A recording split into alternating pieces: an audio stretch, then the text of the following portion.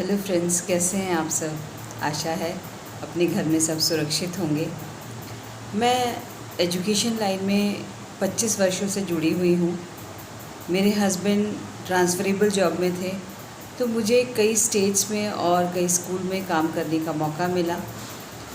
मैंने कई स्कूल्स में काम किया और मैंने पेरेंट्स की बहुत सारी प्रॉब्लम्स को सुना, लेकिन मुझे एक कॉमन प्रॉब्लम जो सब स्कूल्स में समझ में आई वो यही कि जब बच्चों के मार्क्स कम आते हैं तो पेरेंट्स बहुत ज़्यादा परेशान हो जाते हैं और अपने बच्चों का वो एलसी लेकर के दूसरे स्कूल में वो एडमिशन ले लेते हैं। और स्पेशली वो ऐसे स्कूल्स में एडमिशन कराते हैं जहाँ पर बहुत सारी फैसिलिटीज़ हो, जैसे कि एसी क्लासरूम्स हो, स्विमिंग पूल हो, जिम हो और एसी बसेस हों। लेकिन जब वहाँ उनका बच्चा उस एटमॉस्फेयर में एडजस्ट नहीं करता है और वहाँ के स्टैंडर्ड से कोप अप नहीं करता है, तो वो पेरेंट्स वहाँ पर बहुत ज़्यादा डिप्रेस हो जाते हैं, उनके बच्चे भी बहुत ज़्यादा डिप्रेस हो जाते हैं। तो मैं ऐसे पेरेंट्स के लिए यही कहना चाहूँगी कि अपने बच्चों को एक स्कूल से दूसरे स्कूल में शिफ्ट करने के बजाय आप अपने बच्चों की प्रॉब्लम एरियाज़ को अगर आप आइडेंटिफाई कर पाएंगे कि हमारे बच्चे की प्रॉब्लम क्या है, हमारा बच्चा किस जगह पढ़ाई में कमज़ोर है, क्या वो स्पेलिंग मिस्टेक्स करता है, क्या वो आंसर को समझ नहीं पाता है, या वो आंसर को ठीक से लिख नहीं पाता है, क्या वो लर्निंग में उसको प्रॉब्लम है, समझने में प्रॉब्लम है, कहाँ पर उसको प्रॉब्लम है। अपने बच्चे की प्रॉब्लम को अगर आपने समझ लिया तो बहुत हद तक आप अपने बच्चे को हेल्प कर पाएंगे उसकी स्टडीज़ में। अगर आप जैसे बच्चे की स्पेलिंग में अगर उसको प्रॉब्लम है तो आप ये बच्चे को सजेस्ट कर सकते हैं, हेल्प कर सकते हैं कि जब वो आंसर लर्न करे तो उसके साथ साथ वो स्पेलिंग को भी लर्न करे। अगर उसको अंडरस्टैंडिंग में प्रॉब्लम है, समझने में प्रॉब्लम है, आंसर उसको याद नहीं होता है, तो वो पहले आंसर को समझे कि इसमें लिखा क्या है। अगर आप बहुत ज़्यादा एजुकेटेड नहीं हैं तो आप ट्यूशन टीचर की मदद ले सकते हैं। अपनी ये प्रॉब्लम आप सब्जेक्ट टीचर के साथ जाके डिस्कस कर सकते हैं, उसको बता सकते हैं, ताकि उसकी जो ये प्रॉब्लम है वो सॉल्व हो जाए और बच्चे को समझ में आए कि वो पढ़ क्या रहा है।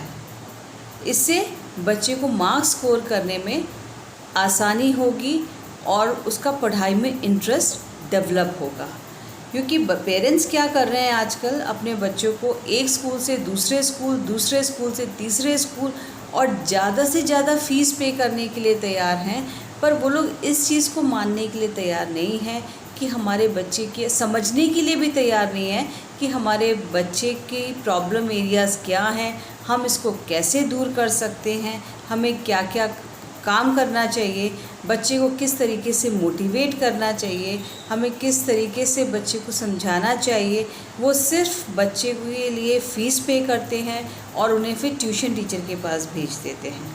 दूसरी चीज़ जो बहुत इम्पॉर्टेंट है आजकल के सिनेरियो में, आप अपने बच्चे को किस तरीके के ट्यूशन टीचर के पास भेज रहे हैं, वो कितना एजुकेटेड है, वो सही एजुकेशन दे रहा है, नहीं दे रहा है, किस तरीके से वो बच्चे को पढ़ा रहा है। मेरा अपना एक एक्सपीरियंस ये है कि एक्टिव पैसिव मैं एज ए कोऑर्डिनेटर भी काम कर चुकी हूँ। मैं कॉपीज़ चेक कर रही थी तो मैंने देखा कि उसमें एक ट्यूशन टीचर की नोटबुक मेरे हाथ में लग गई और उसमें जो एक्टिव पैसेज था वो सारा का सारा गलत उस ट्यूशन टीचर ने बच्चे को पढ़ाया था। तो ये चीज़ आपको देखना बहुत ज़रूरी है कि जो ट्यूशन टीचर है वो बच्चे को सही भी पढ़ा रहा है या नहीं पढ़ा रहा है। कम पैसों के चक्कर में आजकल पेरेंट्स बच्चों को इधर उधर भेज रहे हैं।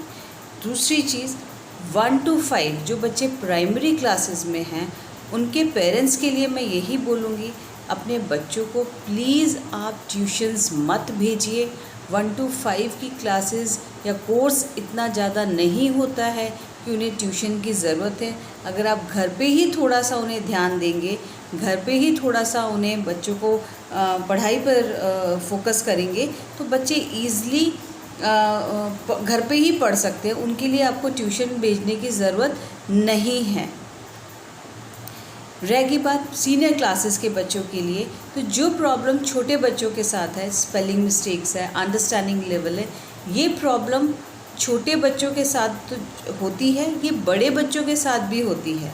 तो हमें क्या करना चाहिए बड़े बच्चों के साथ? हमें उन्हें छोड़ देना चाहिए? नहीं, हमें बड़े बच्चों को भी मोटिवेट करना चाहिए, उन्हें समझाना चाहिए, और हमें उनको अलग से थोड़ा सा हमें टाइम देने की ज़रूरत है ताकि उनका इंटरेस्ट इसमें डेवलप हो। ये छोटी छोटी टिप्स हैं। मेरा पेरेंट्स से ये रिक्वेस्ट है, अगर आप इन सब टिप्स को फॉलो करेंगे तो डेफ़िनेटली जो आप इतनी हैवी फ़ीस महंगे स्कूल्स में जो डिपॉज़िट कर रहे हैं, जो भर रहे हैं, और बड़े बड़े जो स्कूल्स में मनमानी फ़ीस वसूल कर रहे हैं, वो सब चीज़ें रुक जाएंगी और आपका बच्चा एक अच्छे स्कूल में एक अच्छी एजुकेशन भी ले पाएगा।